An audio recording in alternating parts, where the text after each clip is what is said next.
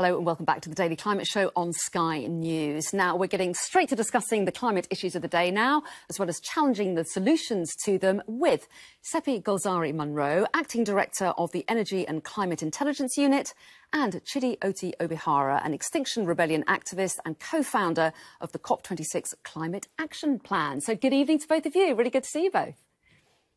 Hello, good evening. Earlier in the programme, we heard how Sky News has learned that the UK government agreed to drop binding climate commitments from the UK-Australian trade deal.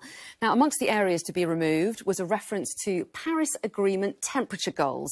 That aim to keep global warming to 2 degrees, preferably 1.5 degrees, above pre-industrial levels. So should we sacrifice climate leadership for economic gain? Let's discuss this now. Seppi, to you first of all, how much do you think this matters? I mean, a trade deal with Australia is in UK's economic interest, isn't it? Do we have to accept sometimes that compromises might have to be made for the sake of trade and prosperity?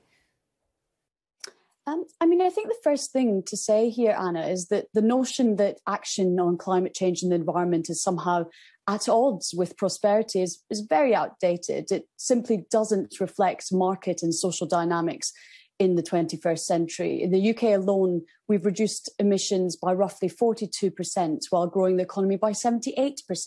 So the argument simply doesn't stand.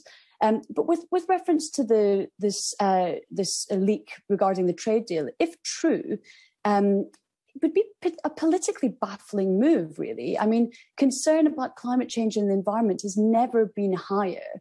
Brits now rate environment and climate as the second most important issue facing the country, second only to the COVID-19 pandemic. So it's not clear to me whether this is really a vote winner. Well, it's interesting, isn't it? The government certainly is playing it down. Let's take a look at some of what they've said in response to this story. They say our ambitious trade deal with Australia will include a substantive article on climate change. In fact, Chidi, they say that this is a first. It's the first time Australia will have ever included climate provisions in a trade deal, even if those specific temperature targets aren't included. So what do you make of that response? Well, I think the response is a way of trying to ameliorate fairly complicated issues. And one of them is the fact that Australia measures its own climate progress in different ways from us. So they've talked about going from 26 to 28% decreases in their emissions compared to 2005 levels, whereas the UK talks about reducing by 68% from 1990 levels to 2030 levels. Now, there's a lot of complicated mathematics that goes on within this, but nothing hides the fact that Australia houses 79 out of the 176 new coal-fired power stations that are being set up globally. Australia is trying to get out of its own Paris Agreement commitments by not committing appropriately to the Paris Agreement commitments the UK has within this free trade agreement. And that's wrong. The UK should be setting an example, not following laggards. Well, Seppi, I think Australian ministers would say they are committed to the Paris Agreement, but they may argue we have got a lot of jobs in the coal industry. And if you're a UK trade negotiator, what are you supposed to do if you come up against that argument? Are you supposed to abandon the trade deal? What would you do? I'd say, Anna, honestly, the question is not which jobs we lose by going net zero and by addressing the Paris Climate Agreement. It's actually which jobs we lose out on if we don't. And there's no denying that there are jobs in carbon-intensive industries, but there are plans, and there will be plans developed to help retrain and transition those people. And I think, the key thing to remember here is the world is moving on. Already, at least 2/3 of global GDP is covered by net zero targets. And many businesses are already getting ahead of this curve and setting themselves earlier targets, bringing jobs in the process.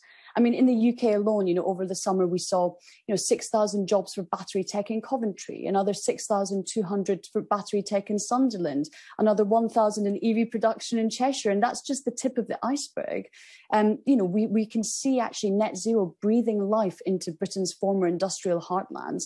And it's really a case of actually seeing the opportunity here, seeing that businesses are innovating and bringing jobs, but recognizing that there are those that are affected that need to be helped and supported to retrain and transition. On the risk of missing the point of what's being discussed here, because it's really, really important to focus on the fact that Australia is a nation that hasn't been able to meet some of the most obvious targets for cutting emissions, some of the most obvious projects, such as stopping issues like the Adani mine project, one that's so big that it's visible, a coal mine so big it's visible from space.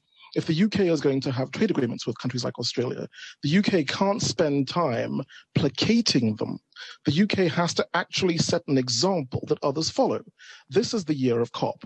And Britain is, after all, Britain. I know that we've come out of the EU and we thought we were going to be able to solve some of the problems of the common agricultural policy.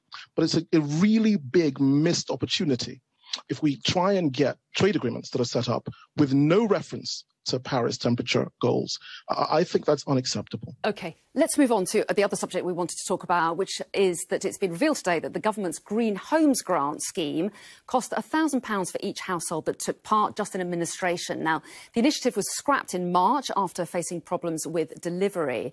But making our homes more climate friendly is going to be key if the UK is going to meet its climate targets. So how can we make our homes greener and who should pay for it? Chidi, to you, first of all, it was a pretty damning assessment by the National Audit Office about